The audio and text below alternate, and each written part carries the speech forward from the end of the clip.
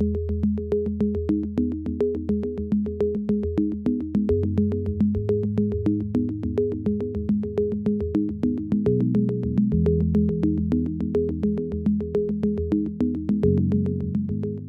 are going to produce this bath as well. And to do that, we are going to use the scale scenario. Okay. So again, in this case, the units for this icon will be scale English. So let's change the name here to Bathos Production and select Bathos Production. And now let's change the units here in the Units Manager to Scale English. So click on the Units Manager and change the units from Scale Metric to Scale English. Perfect. Okay, so now we already know what changes are going to occur when we change the units from metric to scale English. So I don't need to go through these details. We can simply click OK. Okay. So once we do that, the next step is to bring the whole fluid, the whole contents of this Bathos reservoir. We want to study this. This is what we spend time entering all of these analyses, analyzing and saturating this reservoir with the specific mineral. So these are the contents that I want to bring to produce. So I am going to go to Type and select Whole Fluid. Another option you have here is that you simply can just click on the Bathos reservoir and transfer it directly into the inlets. And it will do it automatically for you, everything. The whole fluid, Bathos reservoir, and the automatic flow. Again, I just simply select it and then drag it into the inlet tab. Okay. What else should talk about here? So this is all. This is all what we need to do in inlets.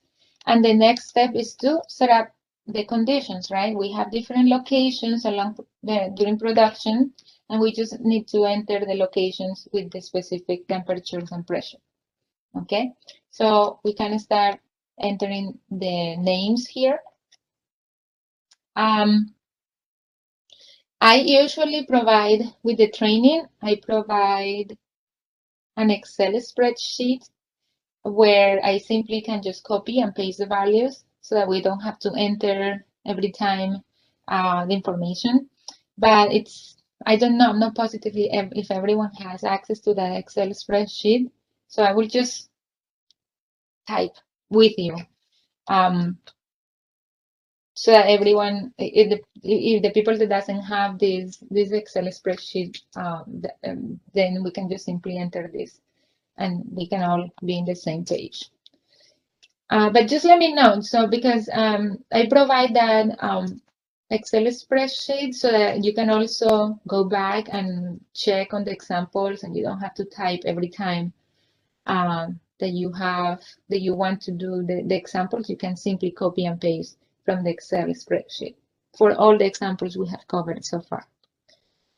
So, okay, so we are going to type.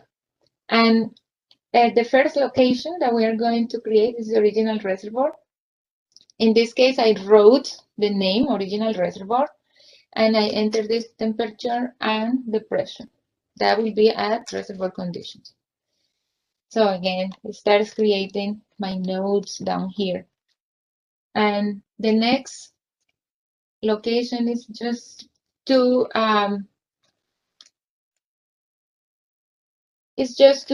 recreate the reservoir. This is the original conditions of the reservoir, and now we are going to recreate the current reservoir, like as of today.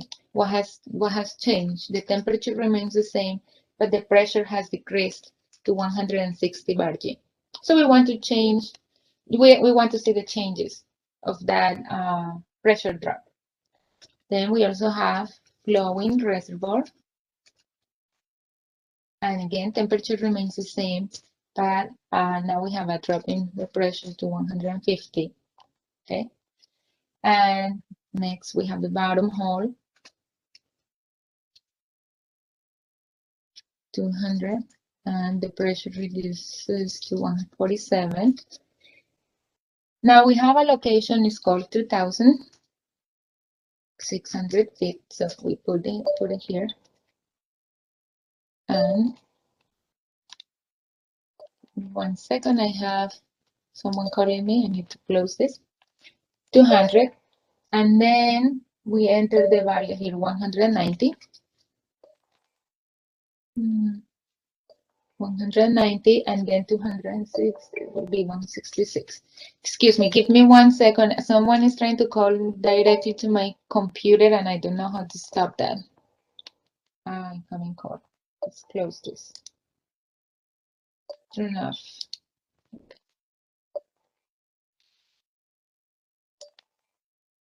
Ignore.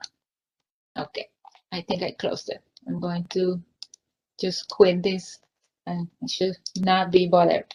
Okay, so now for the next location is 1,300 feet, and we have that the temperature goes down to 180 and the pressure goes significantly down to 80. Then we have the next location is the wellhead, and in the wellhead we have 170 and 54 bar G. We have two more locations. We have the flow line, and the flow line is at 150 and 33.5 bar G. And the separator is at 140 Fahrenheit and 9.3 bar G. Okay. Save. And I hope that just put everything here. I don't know if you can all see. Okay. Let me know if everyone is up, like enter all of this information, if everyone has entered everything and I'm not going too fast. Could you scroll down to see the values for the separator? Sure. There it goes.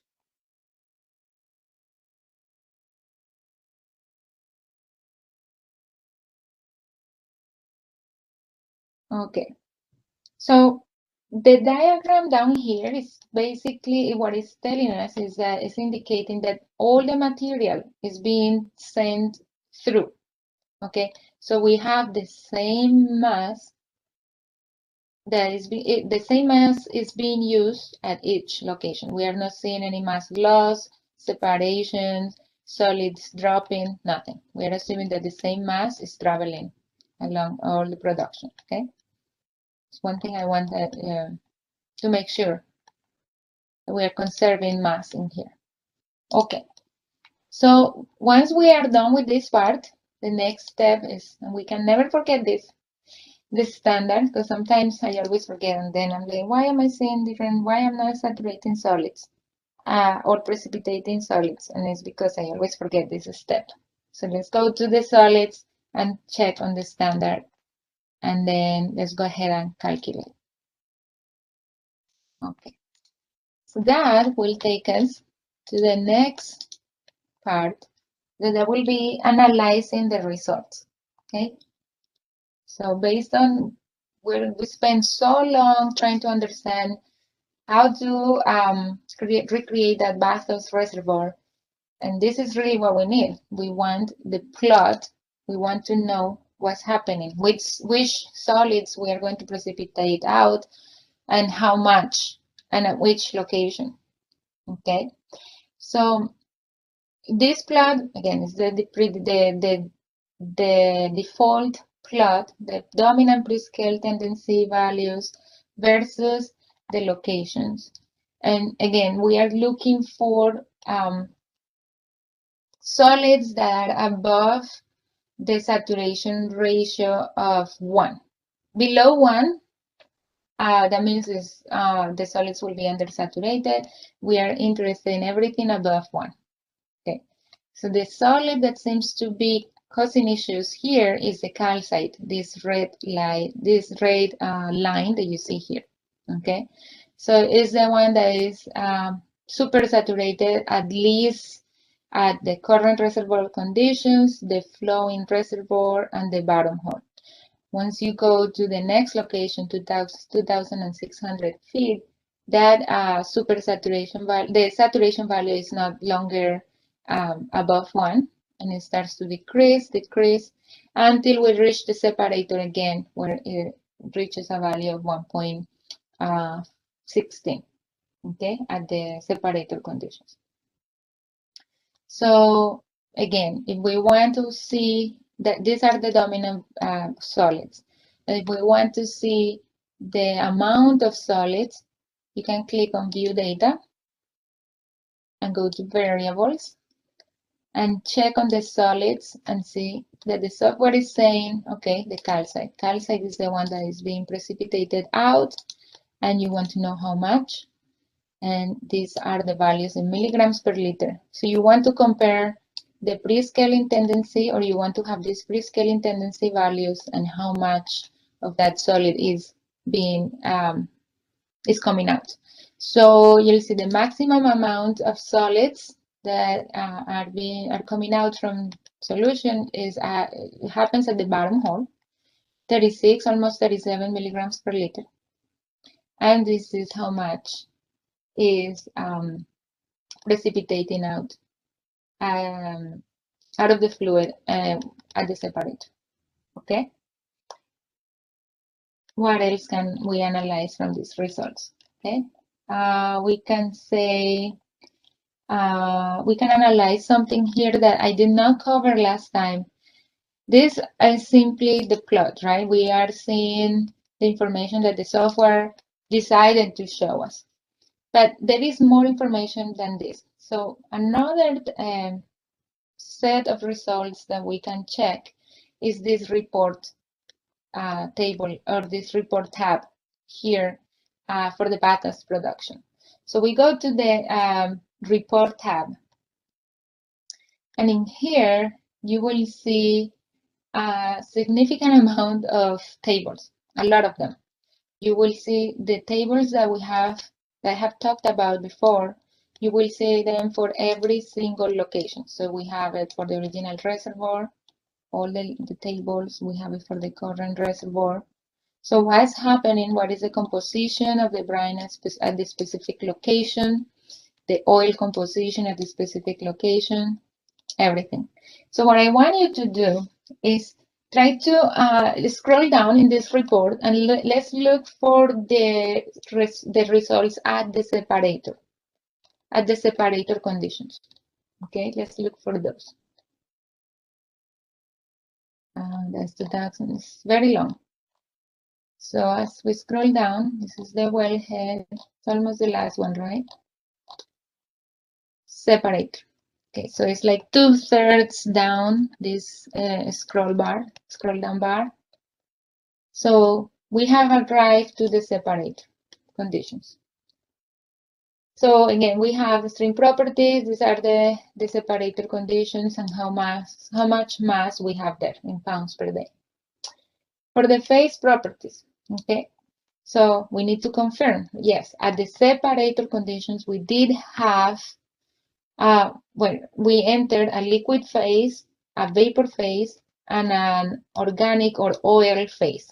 So the software is predicting that yes, we do have those phases. We have the liquid phase, which is the brine, and it's saying that yes, we are producing it at 850 barrels per day. So the software is predicting this amount, and that was actually the same amount that was measured at the separator conditions. So we are good. The mass balance, we are having mass balance. Okay. For the organic phase, for the oil phase, okay, the software is predicting 2,214 standard barrels per day versus the 2,200 standard barrels per day that we measured, or that were entered, that were measured at the separator. Okay. Again, this value is not far. It's not that far from what was measured. So the software is also doing a good job here of calculating the amount of oil that was measured at separator conditions. Now we can also go to the gas phase. The gas phase, if you remember when we entered the values at Bathos Reservoir, we entered 300,000 standard cubic meters that were being produced. And the software is saying that 275,000 standard cubic meters is what is being produced according to this. At separator, the software predicts 275,000 standard cubic meters. Oh no, this is not standard cubic. This is standard cubic feet per day. So we are off by around 8% here when it comes to the mass balance of this vapor phase, right? And I want to point out that remember that at the very beginning, when we were adding the gas analysis, okay, we made the assumption for the gas phase. We assumed that it was 100% methane, okay? So if you scroll down here in this under the separator, if you scroll down and look for the oil and gas composition table, okay, you can see that the software is computing the composition of the oil, right? This will be the composition of the oil that the software is calculating, and is also calculating the composition of the gas. Okay, so you see here that the gas, this will be all the components of the gas. We are having all of these pseudo components as part of the gas. In the gas, we are also having, the software is saying that in the gas component, in the gas phase, we don't have 100% 100% mole percent of methane. We are having 86 mole percent, right? That this gas also contains some CO2 in this composition. That this gas also has some water content, 1.95% of water content. And that it has all of these other pseudo components in a very minimum amount, but still we have some of these pseudo components in the gas phase. Okay, so this table here is giving you an idea of the composition of the gas if you are not given gas composition in your study.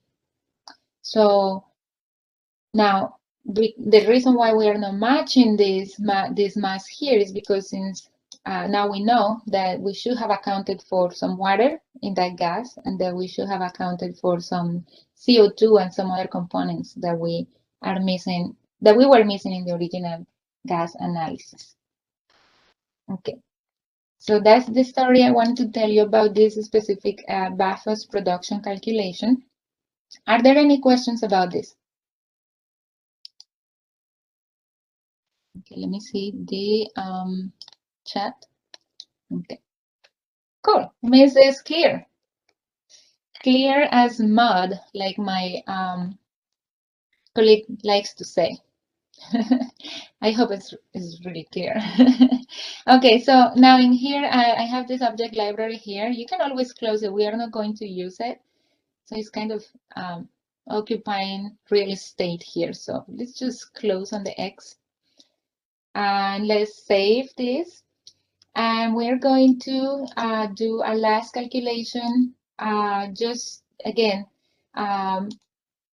the last calculation for this is going to be the scale counter. And this scale counter is going to help us to basically have integrated operating windows. Basically, based on the information that we have with the water analysis and the gas analysis and oil analysis, and now that we have recreated this reservoir, what are the ideal operating conditions to avoid scaling? Okay, so that's what we're going to do. We're going to create a map that is going to tell us, or is going to give us an idea of the best operating conditions when we are producing this well. So double click on the scale scenario and change the name to Bathos counter. And this one is going to be really quickly. We already are familiar with this. And we're going to bring the contents of Basels Reservoir to this calculation. So again, you can either select here under type, whole fluid, Basels Reservoir, and it will be the automatic flow. And or you can simply select it and drag it to the inlets tab. And that will bring everything here for you. Okay. The units of this Bathos contour, seems that is the metric scale. You have two options. You can just continue working in metric or select the Bathos contour and change it to scale English. I'm going to change it to scale English so that we can use the units for this specific Bathos scenario. Okay, the next step is to go to conditions. We are going to enter the range of temperature and the range of pressure. The minimum temperature of operation for this reservoir, for this production, is 140 to 200 is the maximum, 200. And we are going to say that we're going to study this every 4 increments. Temperature is in Fahrenheit. So if you didn't change the units, you have a second chance here to change the units from Celsius to Fahrenheit. And then the pressure range, I don't want it in log scale. I want the minimum pressure to be 10 bar G and the maximum pressure to be 150 bar G. Again, if we didn't change the units, make sure that you can change here the pressure to bar G. And for we're going to study this every 10 increments. You can make this more refined if you want, but this is again for demonstration purposes, and it just takes, the more refined that you get the plot, the more time it takes to compute. So I'm going to make it very coarse. And the last step, solid. Make sure that you have selected your solids. Now, I don't want to calculate that. Well, actually, what time is it? I say what we can do is let's click on the calculate button and we can go for a break when we can be back in 6 minutes. Well, let's take a 10-minute break. I'll give a little bit longer of a break. So I will meet you at the top of the hour so that we can continue with our last object, which is. So now we are going to move to the next topic. I think it's the last topic of today, which is the facilities calculation. Okay. So far we have covered the following objects. Let me bring this. We have covered the brine analysis, the oil analysis, the gas analysis, saturator, scale scenario, scale contour, and last class we also did the mixing water example. So the only object that I want you to learn how to use is this add facilities. This add facilities object is going to give you the ability to create a process to simulate production facilities. Okay. So what we are going to do is that to use this object, we are going to mix two different wells. The two different wells that we have previously created in the last 2 classes, and we are going and then we are going to add different blocks that represent production at the surface, right? So in this example that I am showing here, I have 14 blocks that represent production. So we have the Bathos reservoir, the Bathos well, right? Flowing from the reservoir to the wellhead to the choke, and simultaneously we have the Olympus fluid flowing from the reservoir to the well into the choke. Then both of these fluids are going to meet at a gathering location called the manifold. And we also know the temperature and pressure of that location. Okay. Then the manifold goes into the flow line, and then the fluid makes it to the separation facility, where it goes to a high pressure separator. And at this point, the gas and the water are removed. So you have the gas phase, you have the water phase, and you also have your oil phase. Okay. What remains in this HPA high pressure separator then is sent to the low pressure separator, where once again the gas and the water are removed, gas and water. The remaining oil or condensate goes into this oil heater. Okay. And in this heater, in this oil heater, any remaining water or any remaining gas will go to the gas treatment and the water disposal. Okay.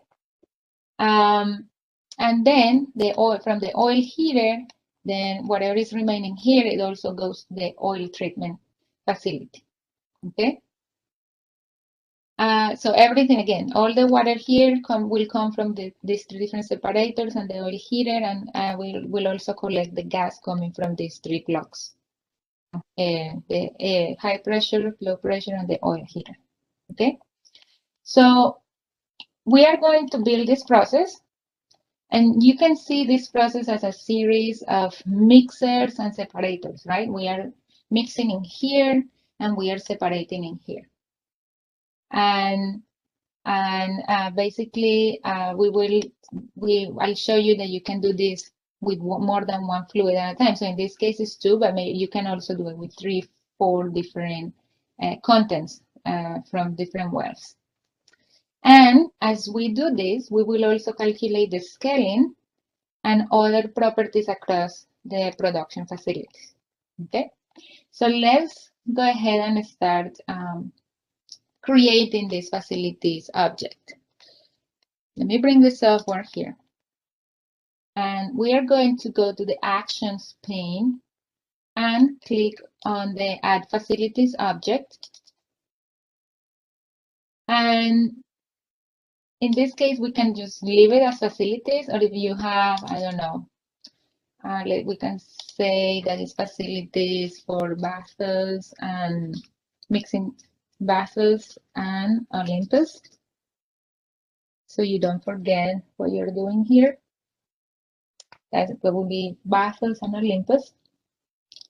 And this is the inflow spec. This is going to be, here is where we are going to make every single one of those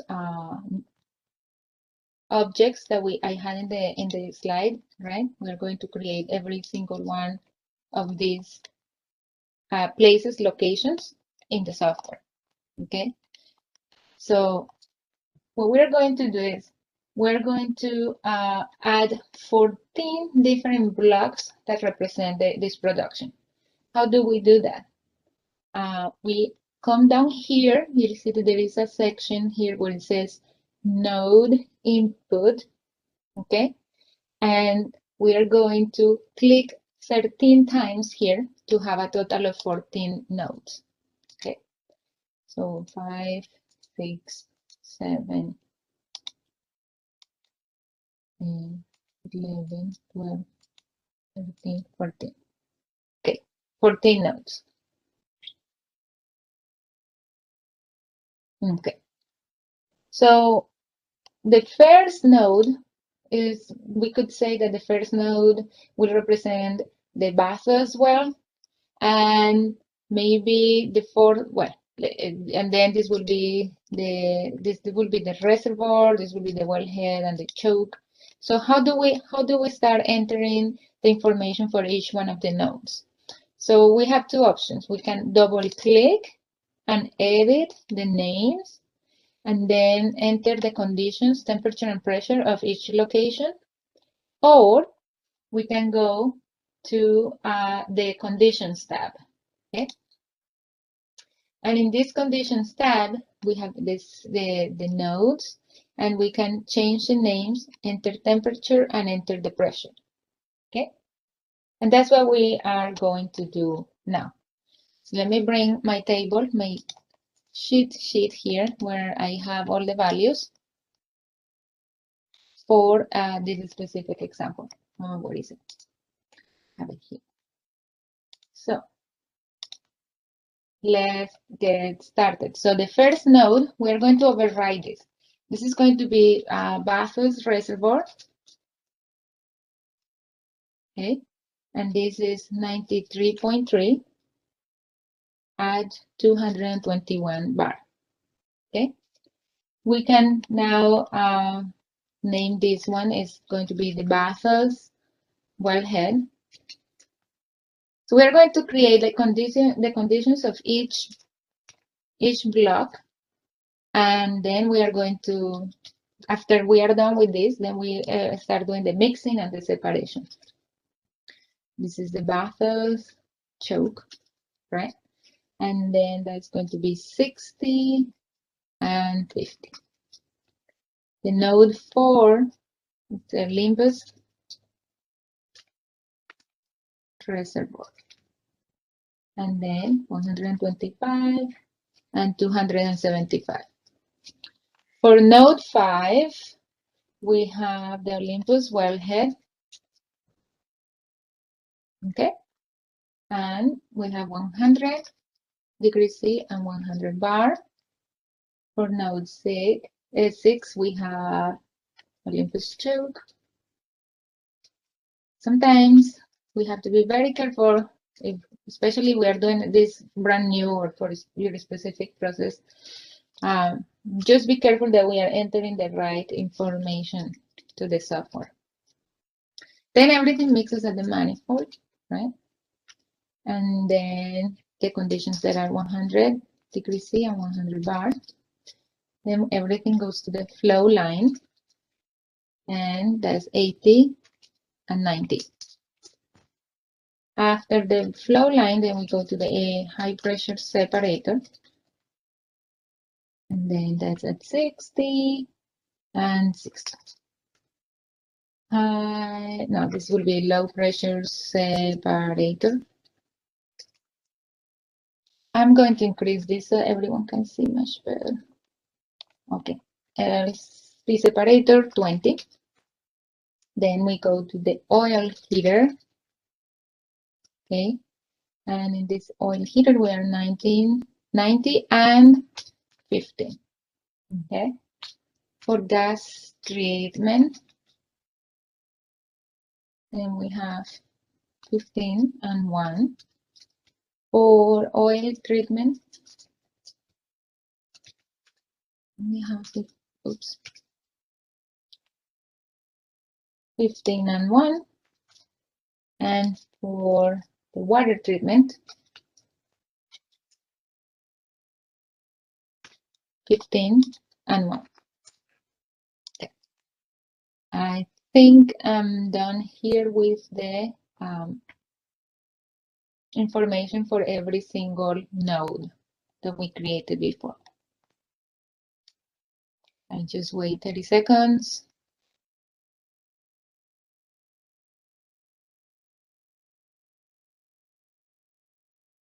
Okay. I know it's sometimes hard to follow along and just look at the other screen and working on your own screen.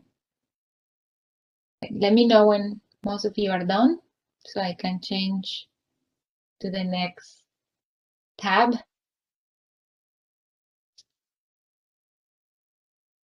Let's put this my cheat sheet over here.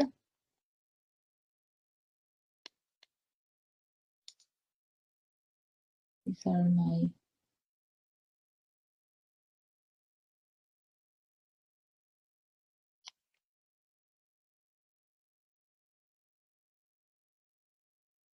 okay. So I will assume everyone is done. Okay, perfect. Okay. So once we are done with this, then we will go back to the inflow specs. And in there, notice that now everything is labeled. Okay. We have overridden those names for the nodes. So everything has been labeled for us. We're already in the conditions tab. Okay. Now, let's click on this Bathurst Reservoir. Also notice that down here, the temperature and pressure is already specified. We already entered that information, and we already have that specified in our section for conditions. Okay. Now, the other thing is that in order for us to do this calculation, we need to bring the contents that we created here for Bathos Reservoir, right? We need an external fluid coming here into this Bathos Reservoir, okay? So we click on this Bathos Reservoir. This should look familiar by now to us. And it's down here, you'll see type, okay?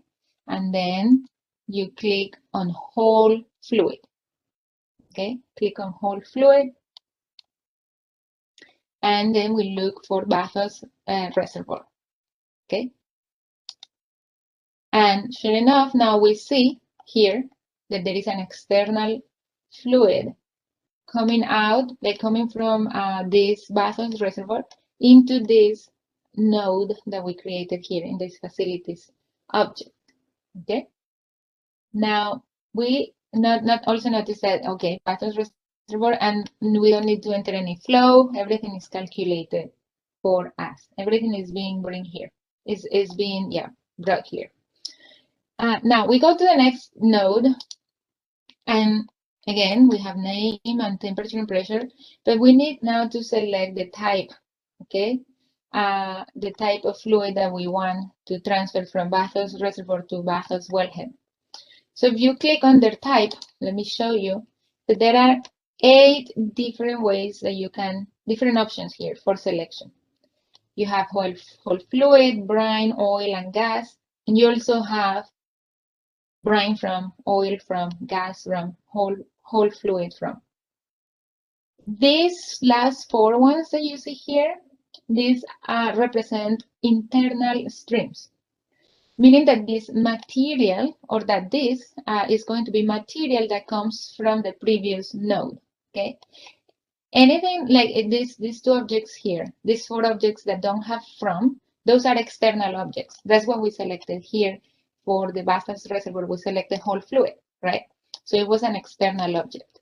Since we want that the whole contents from Bathos Reservoir goes to Bathos Wellhead, we select whole fluid from, okay?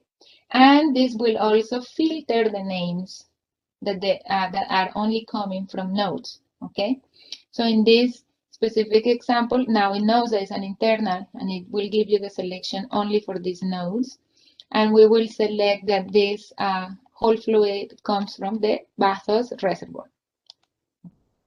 And of course, because we're bringing everything, it's being calculated, the mass is being calculated. All the mass is divided into brine, oil, and gas, and all the 3 phases are being transferred, okay? Then we go to the next node, Bathos choke. Same thing, the Bathos choke gets the whole contents from the Bathos wellhead. And so we go, select Bathos choke, go to type whole fluid from, and select Bathos wellhead because it comes from Bathos wellhead. So now we'll start seeing that the material is moving from left to right, okay, coming here. Okay, so we are done with the Olympus, with the Bathos well. Now we have to do the same, but for the Olympus Reservoir, okay? So same thing. We select the Olympus Reservoir. We need to bring external stream. So we go to type, select whole fluid, look for Olympus Reservoir. So we look for the Olympus Reservoir. And also I want you to notice, see, in here is being filtered only by the external, all of these external objects. And I look for Olympus Reservoir. And I should have an arrow here. I don't know why it's not there. Let me just save. Let me just go back. There it is. It appeared. So now we have an external stream coming into this Olympus Reservoir, and this Olympus wellhead gets the contents from the Olympus Reservoir. So we go to type, select whole fluid from, comes from Olympus Reservoir. Now transfers everything there. Then we go to Olympus choke. Same thing. We go to whole fluid from Olympus wellhead, right? And everything is calculated. Perfect. That is the two different wells, right? The contents from the two different wells. The next step, now we have that the fluids that are exiting these chokes, okay, are going to mix. Both of them, those fluids are going to mix here at the manifold, okay? So everything goes together there, and what we need to do now is to go to the manifold, okay? And we are going to specify the two contents, the bathos choke content and the Olympus choke content goes there. It's in internal fluid, so we look for a whole fluid from, right? And look for the Olympus choke and whole fluid from for the second one, and then is the bathos choke. So now everything is being mixed in here. Perfect. Now all these contents go to the flow line. Same thing. Contents from manifold goes to flow line, so we say whole fluid from manifold. And the same for the HP separator. We go flow line, HP separator, and so in here is whole fluid from flow line. So everything is moving there. Cool. That's easy. Now at the HP separator, we are going to have separation. Now so far we did we are doing mixing. Now we are going to separate phases here. Okay. So what is next is that we are going to say that for the LP separator, the LP separator will take mostly all the oil or condensate phase from the HP separator. So this LP separator is going to take only the oil from HP separator. Okay, so we go to type and select oil from the HP separator. The only mass that was transferred. Okay, and then this oil heater gets the contents of this LP separator as well. Okay, so let's say that select the oil heater and now do oil from LP separator. So we have transferred that in there. Now we go to the gas treatment. In the gas treatment, then we are going to get the gas that that has left the HP separator, the LP separator, and the oil heater. Okay, so it's 3 different entries. They all come together to this location. So we say gas from HP separator is 1. Okay, gas from LP separator is the second one, and then we say gas from the oil heater. So 3 contents. For the oil treatment, then we are going to send all the contents of the oil heater to the oil treatment.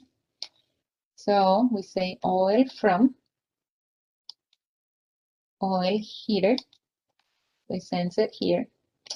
And now we have the water treatment at the end. So this water treatment will get the water from 5 different locations, right? We have the high pressure separator, the low pressure separator, oil heater, gas treatment, and oil treatment. All of them will send water there to this water treatment facility. So what we are going to do is say type is going to say brine from HP separator. That's the first one. Brine from LP separator. Brine from oil heater. Brine from gas treatment. And the software is kind of helping you. You notice that it knows what is not being connected. So now finally it's brine from the oil treatment. And this process is set up. We have set up the whole production facility. And it looks a little bit tedious, but in reality, what we just did, it was to create this process here. Okay, so this is what we're trying to accomplish with that production facility. Okay, so once we are done with the production facilities here, then we can go ahead, let's go back. Then we can go ahead and go to the next step that we can never forget, which is go to the solids tab. We want to allow solids, if they're super saturated, allow them to precipitate up. Okay, so go and select the standard solids, and we can, I will save all of this, and now we can go ahead and calculate. Okay, so so what I want to point out here is that this specific application was meant to be a basic mixing and separation with the existing mass that we have from two different wells. This is specific, and I always, sometimes I get the question, can we split streams, or can we do recycles or controllers? And since this is just a basic tool here, you cannot do that, but you could do it if you go to a process simulator. So we do have the option to export these streams into our flowsheet tool, and in there you will be able to do all of this separation of phases, do the splitting, do the recycles, and so on. So here's just basic mixing and separation. That's it.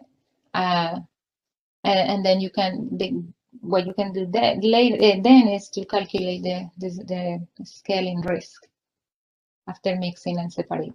Okay, so that's what we are going to do next. I hope that your calculation is done. We are going to analyze the results, right? So always the results. We do this, all of these calculations, because we just want to know what is happening in our system regarding scaling, right? So you're familiar with this plot. In here, this plot is representing the 14 different locations that we enter in the facilities, right? The facilities object. And remember that we can separate the facilities into 4 different systems, okay? So initially, we have the bathos, right? The bathos well here. We also have the Olympus, so you could analyze only the Olympus section here. Then we have the mixing, right? We have this mixing where everything came together at the manifold, flow line, and the HP separator. And after that, we started to separate the gas phase, oil phase, water phase. So all of this is the separator section, right? Like when we separated everything here. And at the end, we brought all the water that we separated from this HP separator and all of these units and put it in the water treatment facility. And in there, of course, now we are seeing some scale information, okay? Notice that this value here is so big, it's like 300. So it basically is not letting us analyze what's happening at these values down here. So what I'm going to do is I'm going to zoom in. I'm going to zoom in around these data points here. So what I'm doing here is I'm going to click in any white part here, and then keep my mouse as selected, or I'm gonna drag my mouse while I select that point, and then select the area I want to zoom in, and then it will zoom in my area. Okay. You can also do it. You could have done it with this zoom in button up here in the right upper corner. Okay. Still, you can see now that the software is saying, okay, at Bathos and at Olympus wells, we are not seeing the formation of iron sulfide. Okay, there is no formation of iron sulfide here. Only when we mix the contents of these two at the manifold is where we start seeing the formation of iron sulfide. Okay, and actually two different types. It could be the pyrrhotite or the makinawite iron sulfide, but overall iron sulfide. And why are we seeing that? Why are we seeing the formation of this iron sulfide when we are mixing these two different wells?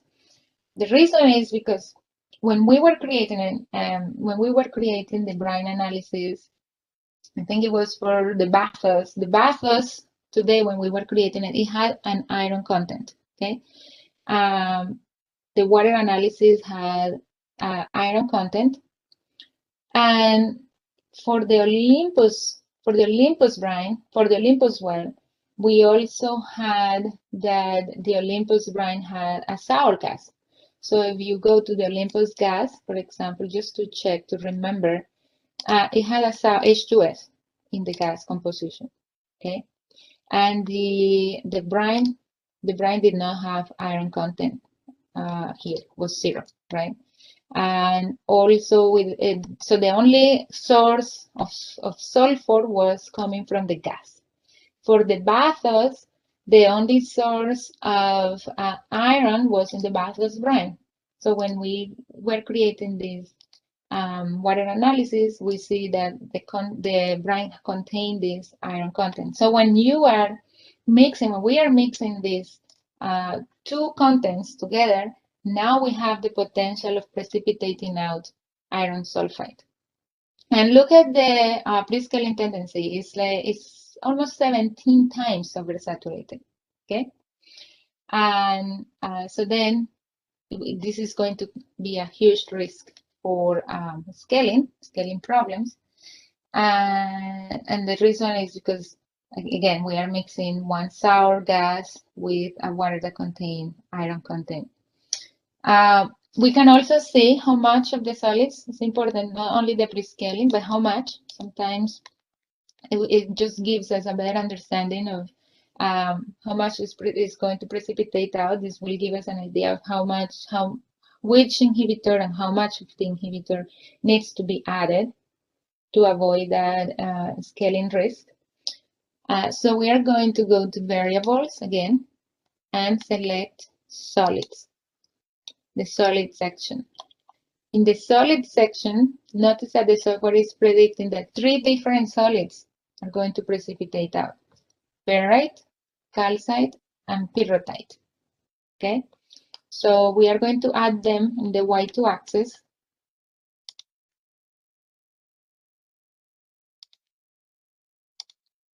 Again, it was the solid phase, and then click OK. Now this is a very complicated. It's too much information, right? So what we're going to do, what I want to do is just to go to the view data option. Just because it's just the tabular data now is easier to analyze. Okay. So here we have these 3 solids, barite, and it's telling us the barite, for example, was being formed at the Olympus well, and continues being formed even after mixing, right? And this is how much the maximum amount of barite that is coming out is at the Olympus choke. We already knew that because we calculated that previously. But after mixing, it gets lower. The amount of barite that is being precipitated out is much less. And as it goes to the separator, it increases. And the maximum amount will be now at the separator, at the water treatment facility. Okay. Regarding calcite, again, in here, we had a little bit in the Olympus well, and once we mix the manifold, we have some calcite coming out of the system, and also, and now we have some pyrrhotite or iron sulfide being precipitating out at the manifold, flow line, and the HP separator. And the water treatment facility, then we don't have, you'll see that there is not any calcite that is coming out. It's only 2 solids, barite and pyrrhotite or iron sulfide. Okay. Any questions about these results or anything that you want me to show you about the facilities calculations?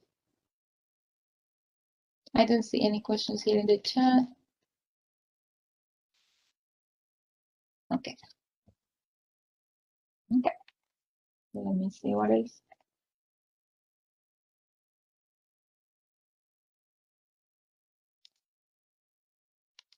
Okay. Cool. So this is how we set up this specific facilities tool. Okay.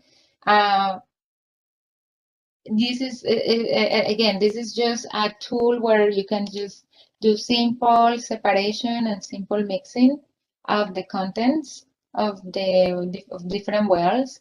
And if you don't have any questions about this, I can do a last example, which is going to be actually mixing the two brines together, the Olympus brine and the Bathos brine.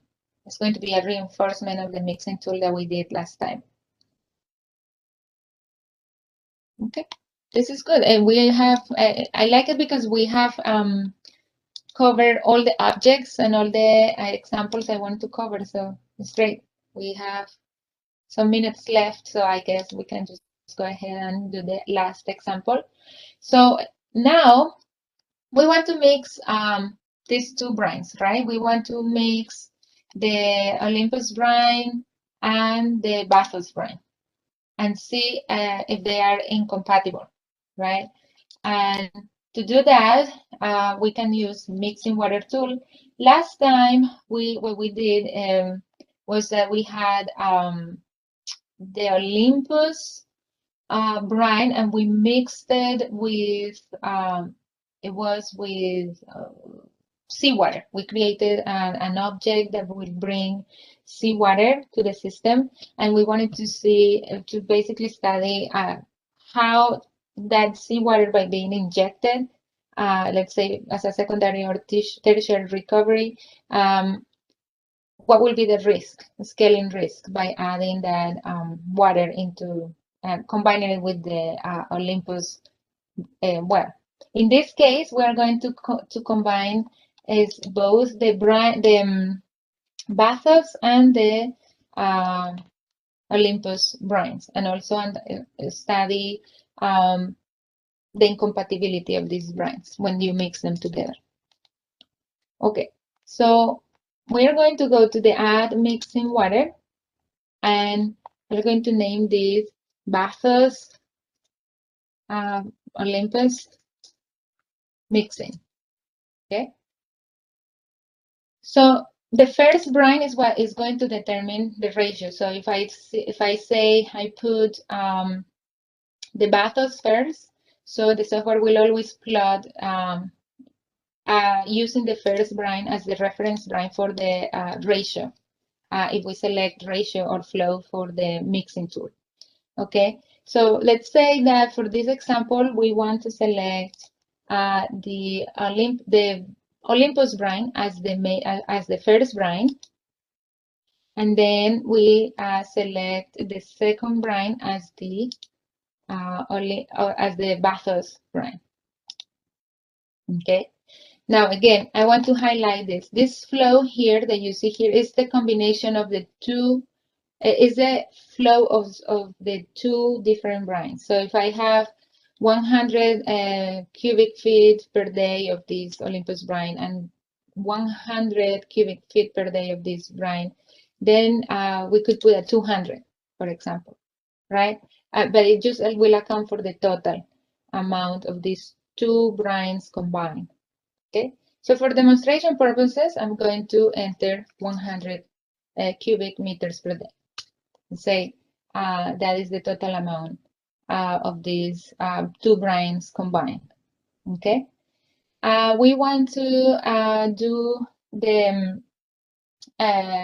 mixing here at, let's say we do it at 100 degrees C and 100 bar. So that's the conditions. That will be, this is the manifold, right? These were the manifold conditions. We're going to mix them in at the manifold.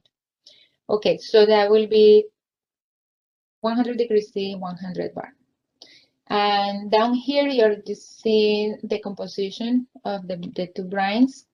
If you click on this brine, this is the composition of the first brine, and this is the composition of your second brine. The next step then is to go to the conditions tab, okay? And the software allows you to mix these two brines using a ratio option or a flow rate or a flow option. So if you want to say I want to know the scaling, the incompatibility or the scaling risk at 30% ratio, being 30% of the Olympus brine and 70% of the Bathos brine, then you can select that option. So I will leave it in ratio. And then here is the number of steps. So I think last time we also used 10. This will increase the resolution of the ratios that you want to study. So in here is every 0.2. Is every 0.2. The ratio is every 20%. In here now we can do it every 10%, right? So we can enter 10 and say auto step, and now it's every 10%. So 100% Olympus brine, 0% Bathos brine. And again, the total flow will remain constant, 100 cubic meters per day. Okay, that is what we do in the conditions tab. Then we go to the solids. And we already know this.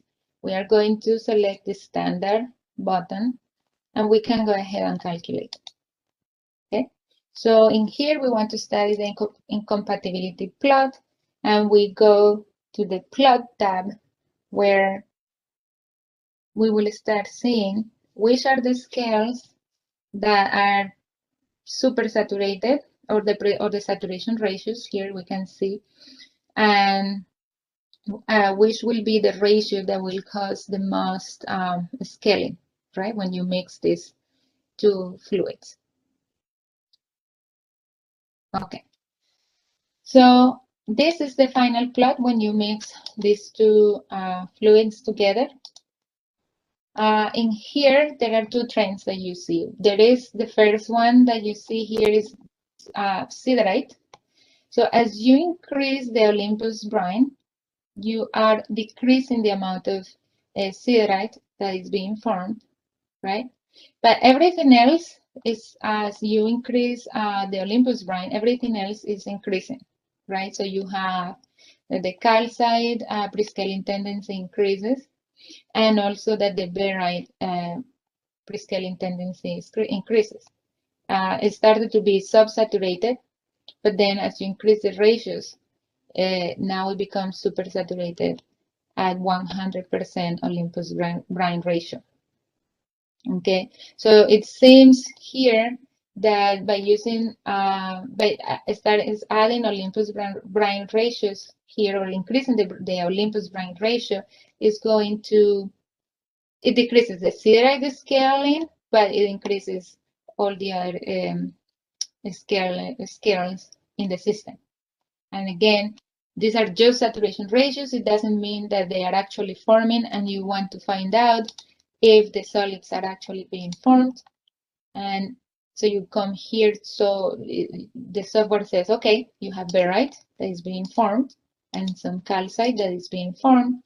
So I really don't need to see all of these prescaling tendencies. So I expand my prescaling tendency. I double click on this dominant prescaling tendency, and I select my saturation ratio for barite and select the saturation ratio for calcite. Okay. And in here, this solid, this blue line, the teal one, is telling you how much is coming out of calcite in the system at each one of the ratios. So at 100% Olympus brine, we have 233 milligrams per liter of calcite. But if we are at 0% Olympus brine or 100% Bathos brine, we have 197 milligrams per liter. And the same goes for this one here. Oh, well, this is the prescaling tendency. And in the same goes here. So for barite, we are precipitating out at 100% Olympus brine an amount of 1.3 milligrams per liter. Oh, no, here is 1.77 milligrams per liter.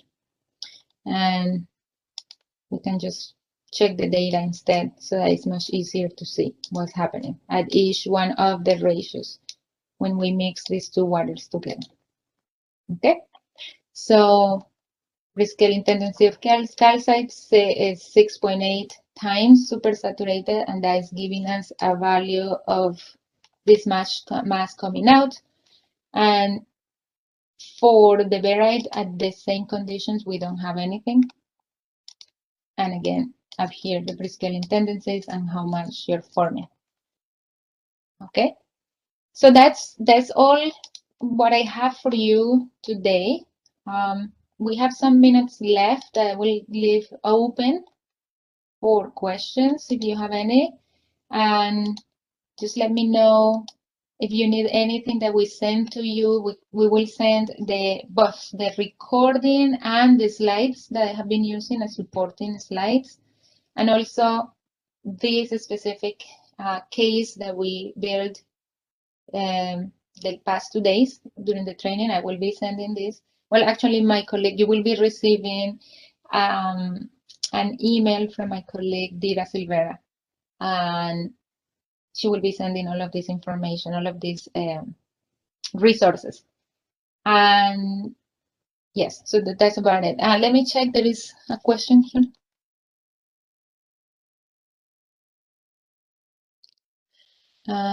The other thing, well, this question, let me double check this question and see if I can answer it now. If I have it,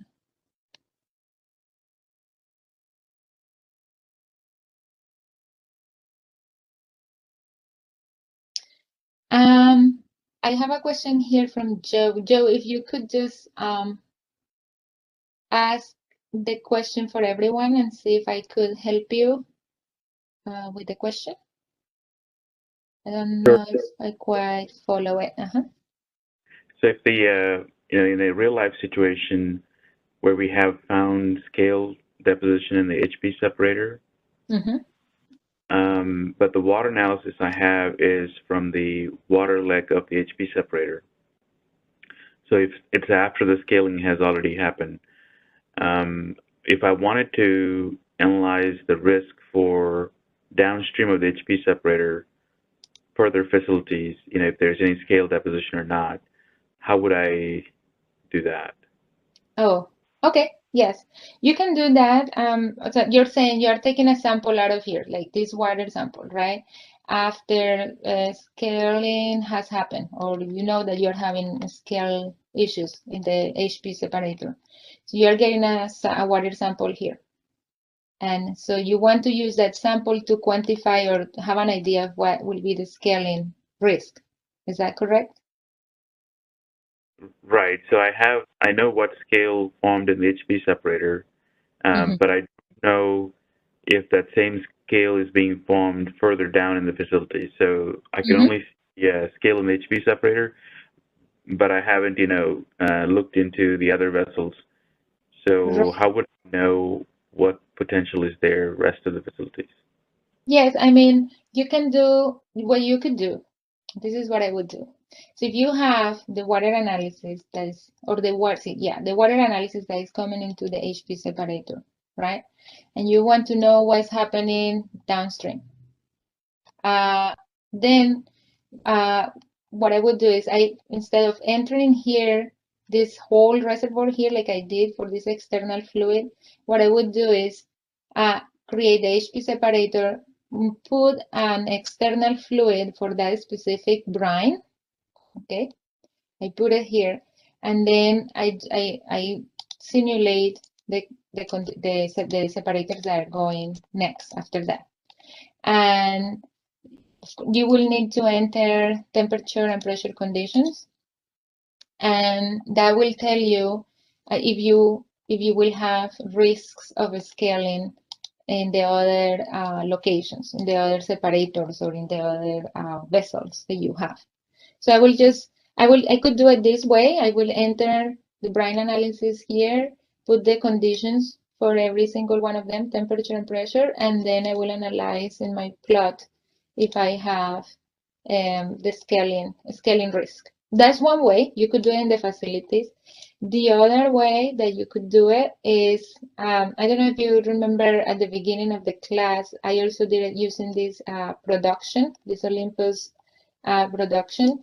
You could do the same. You simply bring the brine here.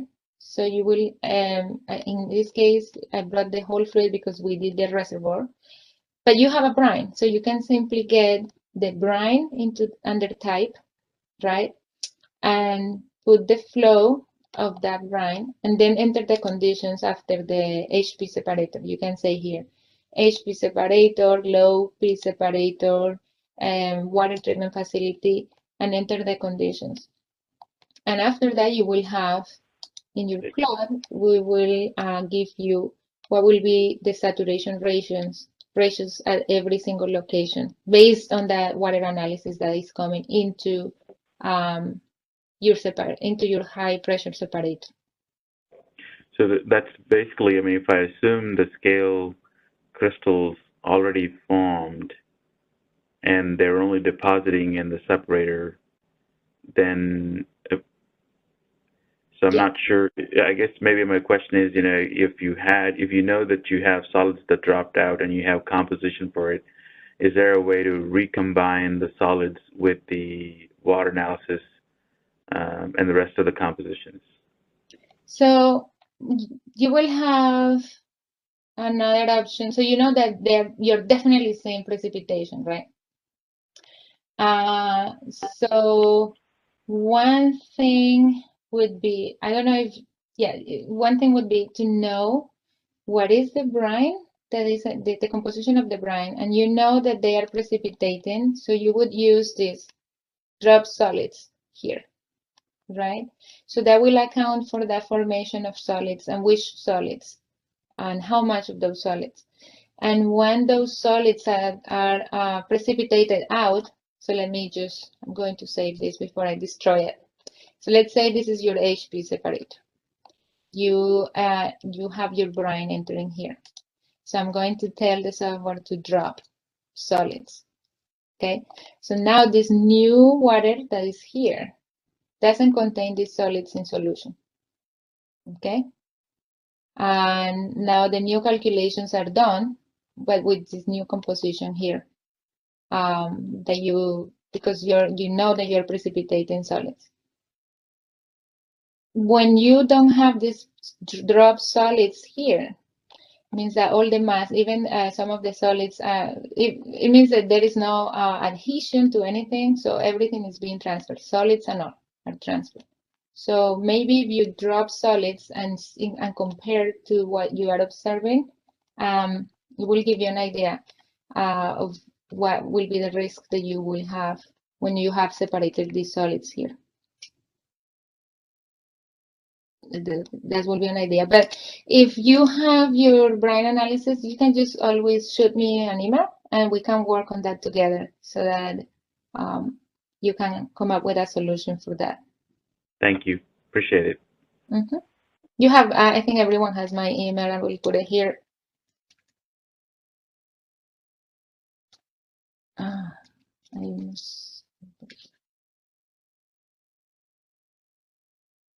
So yeah, so basically you just want to, based on this, and you know that you have solids, what will be the composition of this water? You want to back calculate this water, right? Maybe I'm not, maybe I'm misunderstanding the question, but yes, I can always help you if you can just send me an email. Okay, so I think that's it for today. And if you have any more questions, you can always send me an email. You can always reach us. Let you go and have a wonderful day. Okay, it was nice working with you. Thanks, Tanya. Thank you so much. Mm-hmm. Thank you. Thank you.